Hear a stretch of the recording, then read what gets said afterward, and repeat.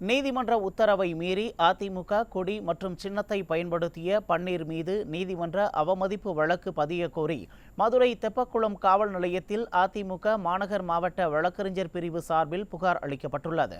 மதுரையில் பன்னீர் கலந்து கொண்ட ஆலோசனை கூட்டத்தில் அவரது குண்டர்கள் அதிமுக கொடி மற்றும் சின்னத்தை அத்துமீறி பயன்படுத்தியுள்ளனர்.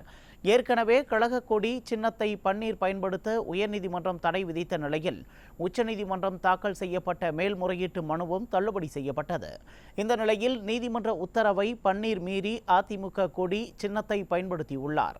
இதனையடுத்து அதிமுக மதுரை மாநகர் மாவட்ட வழக்கறிஞர் அணி சார்பில் பன்னீர் மீது தெப்பக்குளம் காவல் நிலையத்தில் புகார் அளிக்கப்பட்டுள்ளது. நீதிமன்ற உத்தரவை மீறி நடந்து கொண்ட பன்னீர் மீது குற்றவியல் நடவடிக்கை எடுக்க வேண்டும் என புகாரில் தெரிவிக்கப்பட்டுள்ளது.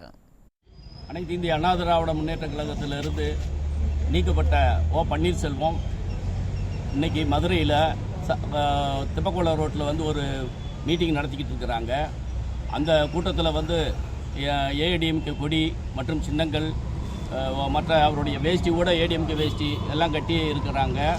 உயர்நீதிமன்ற உத்தரவையும் மீறி அவர் இன்றைக்கி இருக்கிற மதுரையில் நடக்கிற இந்த கூட்டத்தில் அவரும் அவரை சார்ந்த கட்சிக்காரங்களும் அப்படி ஒரு தவறான ஏற்படுத்தியிருக்கிறாங்க.